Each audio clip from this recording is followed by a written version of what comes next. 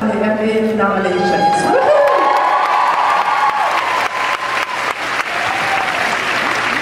And Josh, I love you. I would like to know from Maggie and Josh, because of the accelerated way in which the show was cast and shot, how much you knew about your characters when you shot the pilot, and how you discovered your characters along the way. How much did the writers let you know when you started? And thanks for being here. Can you say that again, slowly? Sure. We're getting a lot of echo. Sorry. My question is for Maggie and Josh about how much they knew about their characters when they shot the pilot, because of the accelerated way in which the pilot was written and shot. The echo sounds like the voice of God. Or they think we're very slow. We had a kind of a basic framework when we first auditioned. Just kind of age, a little bit of background, a few details about how they relate to certain other characters and that sort of thing. And it was pretty much a need-to-know basis, so we learned a lot along the way. It was definitely a different way of working. It requires a lot of trust with these guys, which I definitely have. Like you said, exactly that would give the basic framework of the character. Sorry, hello. There we go. Now you sound like that. No, I'm kidding. No, that's exactly it. We were given a basic framework of the character, what they needed to kind of be in the balance of the other characters.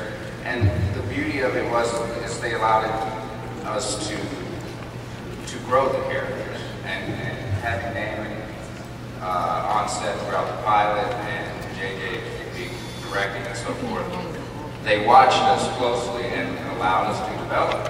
And you know, that takes a lot of skill and trust on their part and on ours, I guess, to have the faith to know that it will grow into something and allow that to happen. So that, I think, is part of the magic of it. Anybody, I don't even care. Hobby will feel that. Seriously, what's up with polar bear? Yeah, seriously, it's its own. It's a little fact, polar bears are indigenous to parts of the South Pacific. Brought there by Polynesians. They actually fit quite well in the little canoes. They take quite well to the hot weather. It's a fantastic thing. It's a little known fact, but thankfully I watched a lot of Wild Kingdom when I was a child. And Marlon Perkins taught us right. And I think that's our story. You're singing to it, right? That's what we're going to say.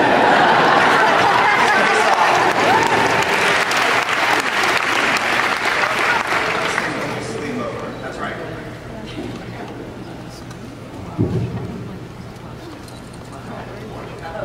Sorry. This is a very silly question for Josh. I heard rumors or read rumors that you like to swim nude.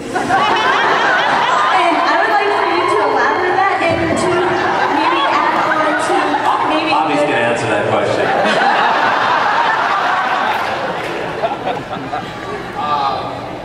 Well, I think we all like to get back to nature occasionally, do we not? It's just free. It feels good. And Hawaii is conducive to it. Come on. Good, clean cast fun. You know, I don't do it very occasionally. Only with Damon and Javier. We'll see you all in the fountain across from the... You know, a less covered fact is that the show is actually written in the nude, but nobody seems to pick up on that.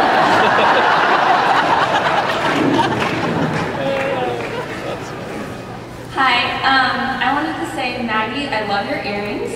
And also, I wanted to know what the similarities are between yourselves and the characters that you play on the show. Well, in my case, hopefully not. At least I'd like to think so. Yeah, I mean, I definitely have an understanding of where she's coming from, which helps a lot. And, you know a lot of things that maybe the audience doesn't as to why she acts the way she does.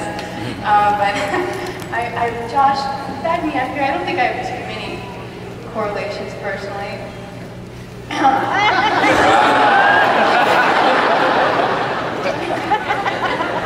No, she doesn't. She's an amazing actress because I don't see where she gets that. Suddenly she becomes Shannon and I run.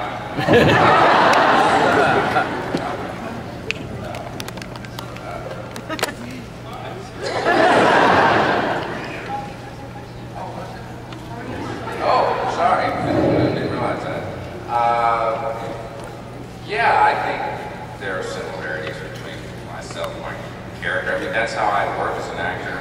I'll find some aspect of myself and then blow it up and let the rest kind of fall away, right? And I feel like all of us have a part of us that really wants to say what we think all the time, but society does not really allow that. It's fun. There's also swimming in the do.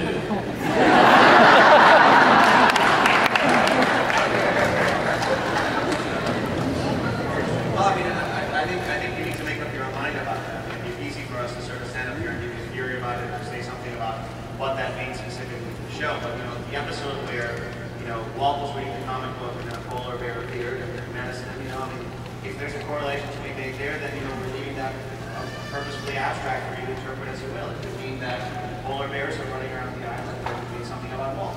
And if we tell you what it means specifically, where's the mystery of the series? I hope that's something why you're looking at. And also, I believe you mentioned that there were aliens in that comic book as well, and there could not possibly be aliens on our show because, as everybody in this room knows, it's not a science fiction show. So, that would just be impossible. I mean, within the realm of Lost, so. Which completely also precludes the appearance of the Flash or the Green Lantern. This is Comic Con, but I gotta tell you that right up, okay? But in season 3, things are up for grabs. I just wanted to thank you guys for making one.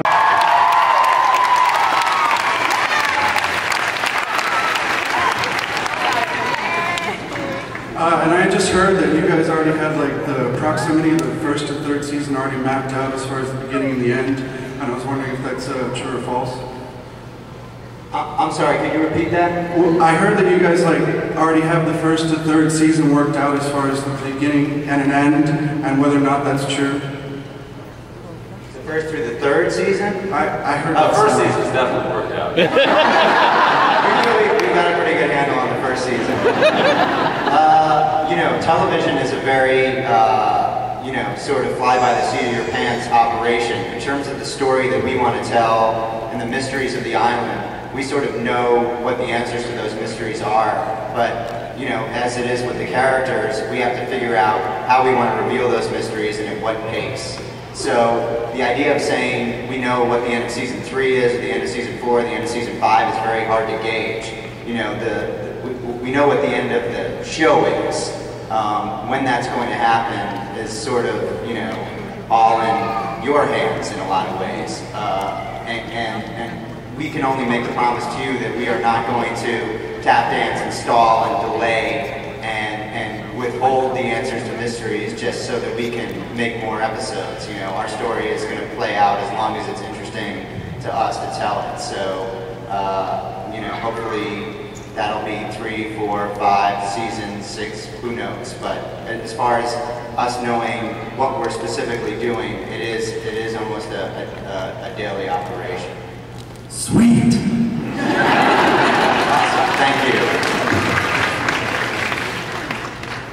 What's gonna happen in season 2? And how many episodes will be in season 2? What was the second part of that? You should answer your questions really slowly. Oh. Well, I just want to know what's gonna happen in season 2 and how many episodes are in it, and like what do I do? We come back on September 23rd, I believe, and right now we have 23 episodes ordered, and we've shot none of them. Yes. Coincidence? And you're going to find out what's in the hatch. Yes.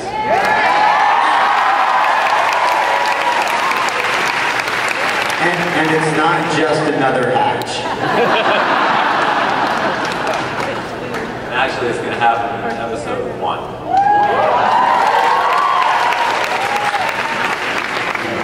Every other episode is a Vincent's flashback, which I think is a really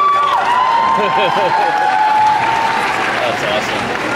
That's so cool. I think one of the things that's important for the audience to know is that we are going to be answering a lot of the questions that have been asked about the show, about the nature of the island, about all sorts of things that are going on there. The problem is that they're going to lead to more questions.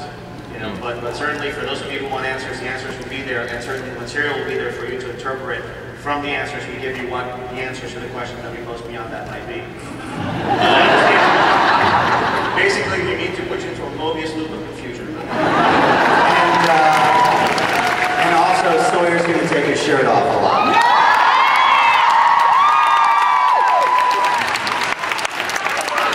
Episode 2. But he's figured out how to make beer.